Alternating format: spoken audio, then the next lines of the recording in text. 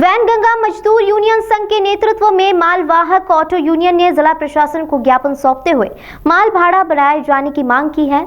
Auto union का कहना है कि डीजल पेट्रोल में मूल्य वृद्धि के बावजूद भी उन्हें पुरानी दरों पर ही भुगतान किया जा रहा है। ज्ञापन के माध्यम से जिला प्रशासन से अपील की गई है कि वह हस्तक्षेप कर व्यापारियों से ईंधन के बढ़े हुए मूल्य के अनुरूप मालवाहक ऑटो चालकों को माल भाड़ा दिलाए तथा व्यापारियों से भी आग्रह किया है कि डीजल पेट्रोल की मूल्य वृद्धि के अनुसार माल भाड़े में भी बढ़ोतरी की जाए। ऑटो यूनियन ने इन मांगों के साथ आज रैली निकालकर ज्ञापन सौंपने की तैयारी पूर्व में ही कर ली थी, लेकिन जिले में धारा 144 लगाए जाने के कारण जिला प्रशासन के आदेश पर रैली को स्थगित कर दिया गया।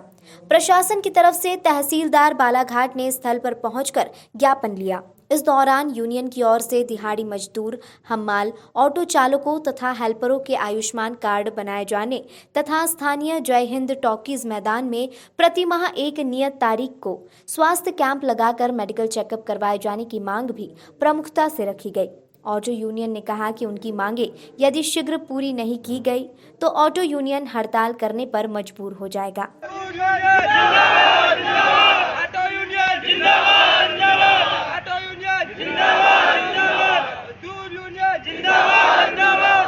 अभी तो ये लड़ाई है।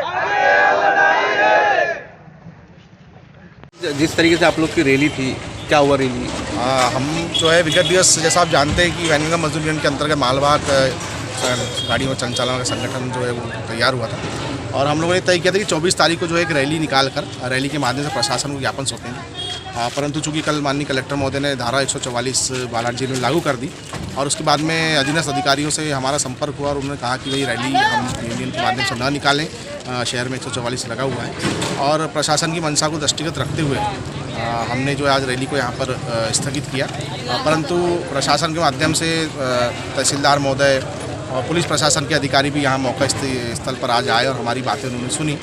हमारी मांगों को लेकर उन्होंने अपनी हमारी बातें सुनी और जल्दी आश्वस्त किया कि वो उन मांगों पर विचार करके पूरा करवाएंगे।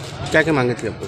हमारी जो मुख्य मांग तो यह है कि जिस तरीके से पेट्रोल और डीजल में मूल्य वृद्धि हुई है तो जितने भी मालवाहक हैं हमारे, जैसे आप देख रहे हैं कि 250 से 300 गाड़ियाँ यहाँ पर खड़ी हैं आज, तो और जिले भर में हज़ारों गाड़ियाँ जो है मालवाहन कर रही है, इनका डीजल बढ़ने के कारण भाड़ा नहीं बढ़ पाया है।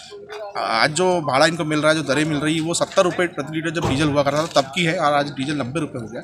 लगभग 30% का जो है पेट्रोल डीजल की मूल्य वृद्धि हो गई है और भाड़े में वृद्धि नहीं हुई, तो भाड़ा जो है वो बढ़ाया जाए। हमने प्रशासन से ये मांग की कि प्रशासन व्यापारियों और वाहन चालकों के बीच और मजदूर यूनियन के बीच में एक मध्यस्थता का काम करे ताकि सही दरें निर्धारित हो सकें और हमारे जो मजदूर साथी हैं, हमारे जो चालक मालक साथी हैं वाहनों के, इनके साथ जो समस्या आ रही है कि हम किस्त नहीं पटा पाते हैं, परिवार का पालन नहीं कर पा रहे हैं, पैसा महंगाई के कारण, तो उससे भी हमें निजात मिले, हमें किस्त पटाने के लिए भरपूर पैसा मिल सके, हमारा परिवार का हम लालन पालन कर सकें, इसलिए दरें बढ़ाया जाना आवश्यक है। उसके लिए हमने मांग की है।